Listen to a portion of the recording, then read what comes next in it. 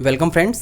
अगर आप दिल्ली यूनिवर्सिटी का MPhil PhD admission form submit कर रहे हैं और आप किसी तरह से अपना रिसर्च प्रपोजल अभी तक प्रिपेयर नहीं कर पाए हैं तो ऐसी कंडीशन में आपको क्या करना चाहिए, क्योंकि लास्ट डेट काफ़ी नज़दीक है तो आपके पास इतना टाइम नहीं है कि आप नए सिरे से रिसर्च प्रपोजल अपना तैयार कर पाएँ।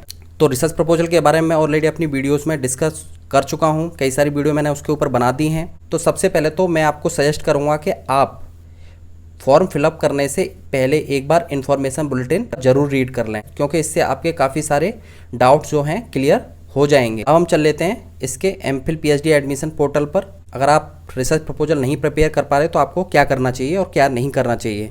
जैसे कि आप रजिस्ट्रेशन कर लेते हैं, उसके बाद आप अपना डिपार्टमेंट चूज़ कर लेंगे। मान लीजिए कि मैं इकोनॉमिक्स चूज़ कर लेता हूँ, ठीक है। यहाँ से प्रोग्राम सिलेक्ट कर लेंगे। तो आप एमफिल या पीएचडी जो चाहें वो सिलेक्ट कर सकते हैं, बोथ चूज़ कर सकते हैं। एमफिल और पीएचडी दोनों के लिए ही आपको एक ही फीस देनी है, ऐसा नहीं है कि आप एमफिल और पीएचडी के लिए अलग अलग फीस पे करेंगे। यहाँ पर हम इसको क्लिक कर लेंगे और अप्लाई पर क्लिक करेंगे। ऊपर आप अपना एजुकेशनल डिटेल्स फिल करेंगे। अगर आपका पीजी लास्ट सेमेस्टर या लास्ट ईयर है आपका और एग्ज़ाम आपका नहीं हुआ है या फिर आपका रिजल्ट पेंडिंग में है तो आप क्या करेंगे, वहाँ पर रिजल्ट अवेटेड कॉलम में आप यस पर क्लिक कर देंगे। यहाँ पर नेम ऑफ लास्ट कॉलेज या यूनिवर्सिटी जिससे आपने अपना पीजी कंप्लीट किया है या आपका लास्ट सेमेस्टर है तो आप यहाँ पर उसको डिटेल डाल देंगे। इसके अलावा लास्ट जो आपका पीजी का एमए का रोल नंबर है वो भी आप यहाँ पर फिल कर देंगे। जैसे कि यहाँ पर only for Delhi university students they रखा है, इसको आप स्किप नहीं कर सकते, चाहे आप दिल्ली की यूनिवर्सिटी के स्टूडेंट हो चाहे किसी अदर यूनिवर्सिटी के। आप इसमें अपनी पीजी डिटेल्स यानी कि आप पीजी रोल नंबर आप इसमें डाल दीजिए। नीचे आ जाता है कि आपका जो नेशनल एग्जामिनेशन क्वालिफाई किए हैं वो यहाँ पर आपको मेंशन करना है। तो यहाँ पर आप यूजीसी नेट ही सिलेक्ट करेंगे, चाहे आप जेआरएफ क्वालिफाई हों चाहे नेट क्वालिफाई हों। अगर सीएसआईआर नेट क्वालिफाई किए हैं तो आप नीचे वाला सिलेक्ट कर लेंगे। नीचे यहाँ पर आपको कुछ डिटेल फिल करनी है, जैसे कि टाइटल ऑफ फेलोशिप। अगर आप सिर्फ नेट क्वालिफाई हैं तो यहाँ पर NET for assistant professor fill करेंगे। अगर आप जेआरएफ क्वालिफाई हैं तो आप जेआरएफ अवार्ड लेटर। इसके बाद आप सर्टिफिकेट नंबर या आपका रोल नंबर है वो यहाँ पर फिल कर देंगे। नीचे फेलोशिप अमाउंट, अगर आप जेआरएफ है तो आप 31,000 यहाँ पर फिल कर दीजिए, क्योंकि अभी इतना ही फेलोशिप आपको मिलती है। नेट के सर्टिफिकेट पर आपकी जो डेट मेंशन की गई है या जेआरएफ अवार्ड लेटर पर जो डेट है वो आप यहाँ पर फिल कर देंगे। नीचे जो है आपका एज ए जेआरएफ और एसआरएफ जुड़े हुए हैं किसी रिसर्च प्रोजेक्ट में तो उनको यहाँ पर ये सिलेक्ट करना है। तो इसमें यूजीसी नेट जेआरएफ को कुछ भी फिल नहीं करना है, उनको नॉट एप्लीकेबल पर सिलेक्ट करना है। अब जो सबसे इम्पोर्टेंट चीज़ है वो है हमारा रिसर्च प्रपोजल। इसके बारे में डिटेल में ऑलरेडी अपनी प्रीवियस वीडियोज़ में डिस्कस कर चुका हूँ। तो यहाँ पर मैं सिर्फ उन लोगों के लिए बात करूँगा जो कि अपना रिसर्च टॉपिक डिसाइड नहीं कर पा रहे हैं या कोई भी टॉपिक चूज़ नहीं किया है। तो आप ये देखिए कि आपको अपने सब्जेक्ट के किस एरिया में इंटरेस्ट रिसर्च करना चाहते हैं तो आप उसको मेंशन कर दीजिए इसमें। प्रपोज्ड थीम का मतलब ये है कि आपका एरिया ऑफ इंटरेस्ट क्या है। तो मुझे मान लीजिए अर्बन एनवायरनमेंट में इंटरेस्ट है तो मैं उसको यहाँ पर थीम में मेंशन कर दूंगा। एजुकेशन सिस्टम पर रिसर्च करना चाहता हूँ मैं तो एजुकेशन सिस्टम पर कर लूँगा। जैसे कि इकोनॉमी के टॉपिक हैं, रूरल इकोनॉमी, पॉपुलेशन ग्रोथ, इस तरह से अपना प्रपोज्ड थीम है उसको मेंशन कर देंगे, ठीक है। इस नीचे आपको प्रपोज्ड रिसर्च क्वेश्चंस में कुछ भी फिल नहीं करना, क्योंकि ऊपर मेंशन करना ज़रूरी है क्योंकि यहाँ पर स्टार है। रिसर्च मेथोडोलॉजी आप छोड़ सकते हैं, primary sources of field work भी आप स्किप कर दें। और नीचे है मेजर राइटिंग्स, क्योंकि यहाँ पर रेड स्टार है तो यहाँ पर आपको कुछ ना कुछ फिल ज़रूर करना है।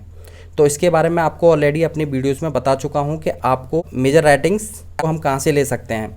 तो इसके बारे में मैंने आपको बताया था कि आप इसके लिए गूगल पर जाकर के आप गूगल स्कॉलर टाइप करेंगे और गूगल स्कॉलर के इंटरफेस पर जाकर के अपना एरिया ऑफ इंटरेस्ट के अकॉर्डिंग जो कीवर्ड है वो आप इसको इसमें सिलेक्ट कर लेंगे। अब यहाँ पर इससे रिलेटेड जो भी रिसर्च पेपर या रिसर्च आर्टिकल हैं वो यहाँ पर आपको दे रखे हैं, तो आप किसी को भी चूज़ कर लेंगे। आपको 2-3 इस तरह से करने हैं। तो यहाँ पर मैं आपको एग्जाम्पल दे देता हूँ कि आपको किस तरह सिलेक्ट करना है।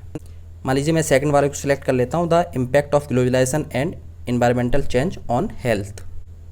जैसे ही हम इसको चूज़ करेंगे ये आपको जनरल खुल के आ जाएगा। तो यहाँ से जो आप एब्स्ट्रैक्ट सबसे ऊपर देख रहे हैं तो आपके लिए यही काम की चीज़ है। तो आपके पास इतना टाइम नहीं है कि आप इसको समराइज़ करेंगे और ज़्यादा छोटा करेंगे।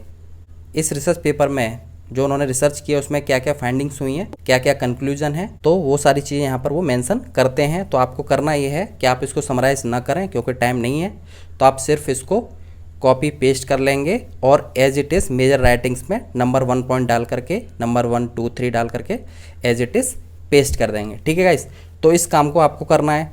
लेकिन एब्स्ट्रैक्ट के साथ साथ हमको उसमें क्या क्या मेंशन करने हैं, तो एक तो आप जो टाइटल है इसको भी आप अपने उसमें सिलेक्ट करेंगे, तो जो राइटर नेम है वो भी आपको मेंशन करना है। ऊपर दे रखा है ये जर्नल नेम है, तो आप इसको भी उसमें मेंशन कर सकते हैं अपने लिटरेचर रिव्यू में, क्योंकि हमको रेफरेंस देना होता है कि हमने कहाँ से लिया है। तो ये 3 चीज़ें हैं, पहला है जर्नल नेम, सेकंड है आपका टाइटल और थर्ड है आपका जो रिसर्च स्कॉलर हैं उनके नेम यहाँ पर दे रखे हैं। ठीक है, उसके बाद आपको एज इट इज़ अपना एब्स्ट्रैक्ट उसमें मेंशन कर देना। इस तरह से आप 3 से 4 कर लेंगे। ठीक है, अब मान लीजिए कि आप इस काम को भी नहीं कर पाते हैं, तो आप क्या करेंगे, यहाँ पर सिर्फ नॉट एप्लीकेबल लिख करके दोनों उस कॉलम में छोड़ सकते हैं। प्रपोज्ड थीम के बारे में मैंने आपको बता दिया।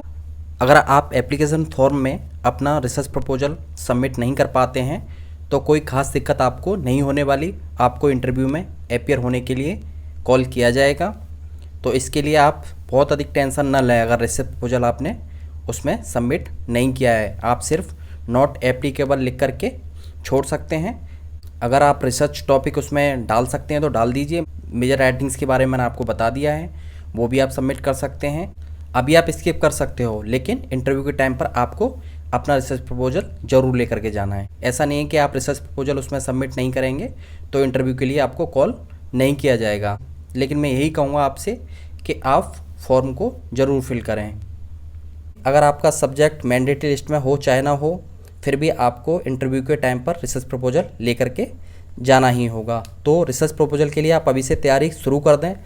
नीचे एलिजिबिलिटी कंडीशन के बारे में आपको बता देता हूँ। जो नेट जीआरएफ कैंडिडेट्स हैं उनको सिलेक्ट करना है सेकंड लास्ट वाला, ठीक है। और जो सिर्फ पीजी क्वालिफाई कैंडिडेट्स हैं उनको नॉट एप्लीकेबल। जो एमफिल कैंडिडेट्स हैं उनके लिए ऊपर 3-4 चीज़ें दे रखी हैं, वो अपने अकॉर्डिंग इसको चूज़ कर सकते हैं। नीचे आपका करंट एम्प्लॉयमेंट डिटेल्स दे रखा है, वो आप फिल कर सकते हैं अगर आप कहीं पर एम्प्लॉय हैं।